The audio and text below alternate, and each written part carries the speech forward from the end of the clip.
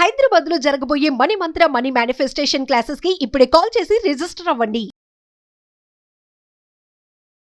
Hi viewers, India's largest digital media network Suman టీవీకి స్వాగతం. ప్రస్తుతం మనతో ఉన్నారు చార్టర్డ్ వెల్త్ మేనేజర్ రమా రాజేష్.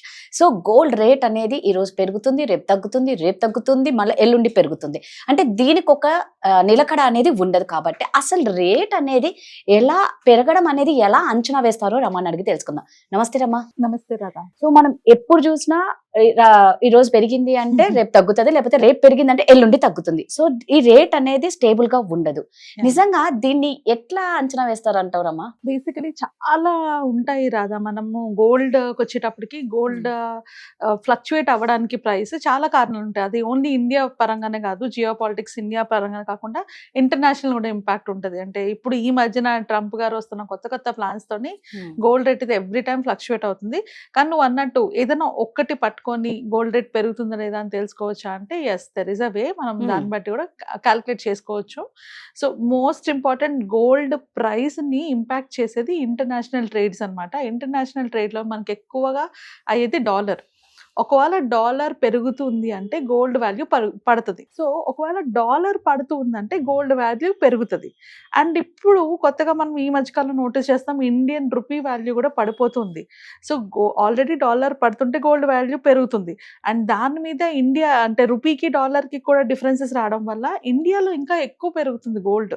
ఈ మధ్యకాలంలో చూసుకుంటే ఇంటర్నేషనల్లో గోల్డ్ పెరగడం కన్నా ఇండియాలో ఎక్కువ పెరుగుతుంది. దానికి మెయిన్ రీజన్ ఏంటంటే రూపీ వాల్యూ కూడా పడ్డాం. సో ఎవరైనా గోల్డ్ వాల్యూ ఎలా ఉంది, పెరుగుతుందా లేదా అని చూసుకోవాలనుకుంటే ముందు డాలర్ వాల్యూ ఎలా ఉంది అని చూసుకుంటే, డాలర్ పడుతుంది అంటే గోల్డ్ పెరిగే అవకాశం ఉంటుంది. అండ్ అలాగే ఇండియన్ రూపీకి డాలర్ కి మధ్యన డిఫరెన్స్ ఎంత ఉంది, అది కూడా పెరుగుతుంది అంటే ఖచ్చితంగా మనకి గోల్డ్ వాల్యూ పెరిగే ఛాన్సెస్ ఉంటాయి. సో ఇప్పుడు మార్కెట్ ప్రకారంగా చూసుకుంటే, అంటే నిన్నటికి వాటికి చూసుకుంటే, నిన్నటి మీద 22 క్యారెట్ గోల్డ్ లో ఇప్పుడు 250 రూపీస్ తగ్గింది 10 grams కి. అండ్ 1,22,750 ఉంది. అదే 24 క్యారెట్ కి అయితే 270 రూపీస్ తగ్గింది 10 grams కి. ఇప్పుడు 1,33,600 అయితే ఉంది గోల్డ్ ప్రైస్. సిమిలర్లీ సిల్వర్ కూడా నిన్నటితో పోల్చుకుంటే ఇవాళ కేజీకి 5,000 తగ్గింది అనమాట. సో ఈ రోజు ప్రైస్ వచ్చేటప్పటికి 2,10,000 అయింది సిల్వర్. సో ఓవరాల్ గా చూసుకుంటే ఇవాళ గోల్డ్ ప్రైస్ అయితే కొంచెం తగ్గింది, ఈవెన్ సిల్వర్ కూడా కొంచెం తగ్గింది. బట్ ఇలానే ఉంటుందా అంటే మనం చెప్పలేము. మోస్ట్లీ ఇంపాక్ట్ అయ్యేది మనకి ఇంటర్నేషనల్ మార్కెట్స్ యొక్క డెసిషన్స్. ఇప్పుడు కొత్తగా మెక్సికో కూడా ఇండియా మీద టారిఫ్ వేసింది 50%. దాని ఇంపాక్ట్ కంపల్సరీగా మన రూపీ మీద కనిపించవచ్చు. ఒకవేళ అలా కనిపించింది అంటే రూపీ ఇంకా క్షీణం అయిపోతుంది, అంటే ఇంకా వీక్ అయిపోతుంది. రూపీ వీక్ అయింది అంటే మళ్ళీ గోల్డ్ అండ్ సిల్వర్ పెరిగే ఛాన్సెస్ ఉంటాయి. సో బేసికలీ ఇన్వెస్టర్స్ ఇంత హై వాలటైల్ గా గోల్డ్ సిల్వర్ ఫ్లక్చుయేట్ అవుతున్నప్పుడు కొనుక్కోకుండా ఉంటేనే బెటర్. ఎందుకంటే ఒక రోజు పడుతుంది, ఇంకో రోజు పెరుగుతుంది. సో అలా కాకుండా వీటితో సంబంధం లేకుండా ఇన్వెస్ట్ చేసుకోవాలంటే నేను ఎప్పుడు చెప్పినట్లు ఎస్ఐపి పద్ధతి is the best way. SIP రూపంలోనే మనం గోల్డ్ లో కానీ సిల్వర్ కానీ ఇన్వెస్ట్ చేసుకోవచ్చు. ఒకవేళ ఎవరైనా ఫిజికల్ గా గోల్డ్ కొనాలి అనుకుంటే, మీరు అబ్జర్వ్ చేస్తే ఇండియన్ మార్కెట్ లో కూడా ముంబై ప్రైస్ వేరే ఉంటది, హైదరాబాద్ ప్రైస్ వేరే ఉంటది, చెన్నై ప్రైస్ వేరే ఉంటది. సో అవి కంపేర్ చేసుకోండి. అంటే కొన్నిసార్లు మనకన్నా చెన్నై ప్రైస్ తక్కువ ఉండొచ్చు. సో కంపేర్ చేసుకొని ఎవరైతే అంటే ఏ షోరూమ్స్ వాళ్ళైతే చెన్నై ప్రైస్ లో ఇస్తున్నారో, ఆర్ కొందరు హైదరాబాద్ లోకల్ ప్రైస్ ఇస్తారు, కొందరు చెన్నై ప్రైస్ ఇస్తారు, దాన్ని బట్టి చూసుకుని కూడా ప్లాన్ చేసుకోవచ్చు. బట్ మోస్ట్ ఇంపార్టెంట్ ఏంటి అంటే ఇంత హై వాలటైల్ ఉండేటప్పుడు ఇన్వెస్ట్ చేయకుండా ఉండడమే బెటర్. అంటే ఈ రోజు రేపటికి మనకు వర్కౌట్ అవ్వదు, అంత భయంకరంగా పెరుగుతూ తగ్గుతూ అవుతుంది కాబట్టి. అదర్వైజ్ లాంగ్ టర్మ్ కోసం అయితే నేను ఎప్పుడు చెప్తుంటాను, గోల్డ్ అండ్ సిల్వర్ పోర్ట్ఫోలియోలో ఉండాలి. దాని ఇంపాక్ట్ కంపల్సరీగా అంటే మన వెల్త్ని స్టెబిలైజ్ చేస్తుంది అది. సో అలా కనుక పెట్టుకోవాలనుకుంటే ఈటీఎఫ్స్ అండ్ వాటిలో స్టార్ట్ చేసుకోవచ్చు. But this is not the right time. ఎందుకంటే ఇప్పుడు పీక్స్ లో ఉంది గోల్డ్. అది ఖచ్చితంగా ఇంకొక కపుల్ ఆఫ్ ఇయర్స్ పాటు, అంటే ఇది స్టెబిలైజ్ అయ్యాక, గవర్నమెంట్ స్టెబిలైజ్ అయ్యాక యుఎస్ లోని, అండ్ ట్రంప్ తీసుకున్న డెసిషన్స్ అవన్నీ స్టెబిలైజ్ అయ్యాక మనకి స్టాగ్నెన్సీ కనబడుతుంది. అంటే కంటిన్యూస్ గా గ్రో అవ్వదు, అలానే ఉండిపోతుంది, పెరగదు తగ్గదు. అలా స్టాగ్నెంట్ కనిపించినప్పుడు ఇప్పుడు ఎంత పెట్టి కొనుక్కున్నా కూడా ఒక 4 years 5 years పాటు గోల్డ్ ప్రైస్ పెరగకపోయినా తగ్గకపోయినా మీకు అక్కడే మీ ప్రాఫిట్ కనిపించదు దాని మీద. సో ఎప్పుడైనా కూడా మనం ఏది ఇన్వెస్ట్ చేసినా కూడా డిస్కౌంటెడ్ లో వచ్చినప్పుడే ఇన్వెస్ట్ చేసుకోవాలి. ఇప్పుడు రోజుకి ఒక 100-50 పెరిగి తగ్గి, this is not called discount, ఇది అప్ ట్రెండ్ లోనే ఉంది ఇంకా. సో మనకి డిస్కౌంట్ అంటే ఏంటి, మార్కెట్ అంటే గోల్డ్ బాగా పడుతున్నప్పుడు that is a right time to invest.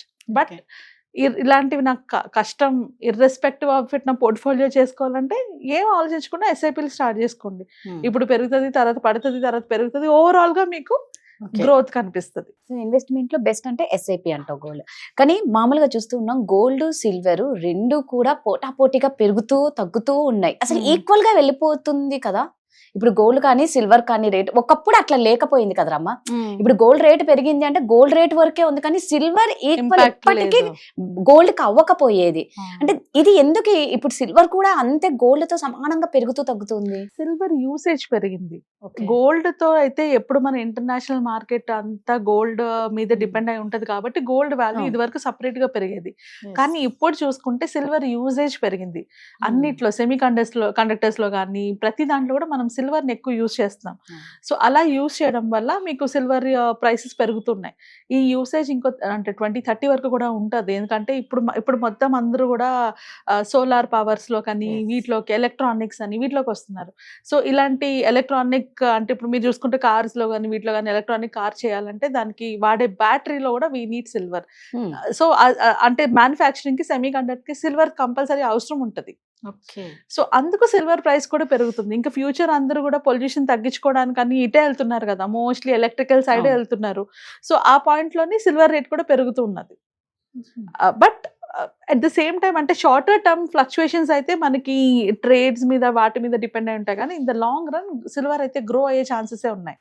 Okay, అదే కదా. అంటే మన యూసేజ్ ఎక్కువ ఉంది కాబట్టి దీని రేట్ కూడా పెరిగిపోతుంది. నెక్స్ట్ నువ్వు అన్నట్టు ఏంటంటే ఎలక్ట్రికల్ బండి మీద ఇప్పుడు కూడా చాలా మంది ఇంట్రెస్ట్ చూపిస్తున్నారు కాబట్టి దీని వాడుక ఎక్కువ ఉన్నప్పుడు దీని ప్రభావం ఇంకా ఎక్కువ ఉండొచ్చు. రైట్. సిల్వర్ రేట్ అంటే బ్యాటరీ మ్యానుఫ్యాక్చర్ లో కానీ వీటిలో సెమీ కండక్టర్స్ లో కానీ వీటన్నిటిలో కూడా సిల్వర్ యూసేజ్ అయితే పెరుగుతుంది కాబట్టి దాని ఇంపాక్ట్ అయితే 100% మనకి ఫ్యూచర్ లో ఇంకా ఎక్కువ అవుతుంది కాబట్టి సిల్వర్ యూసేజ్ ఉంటది.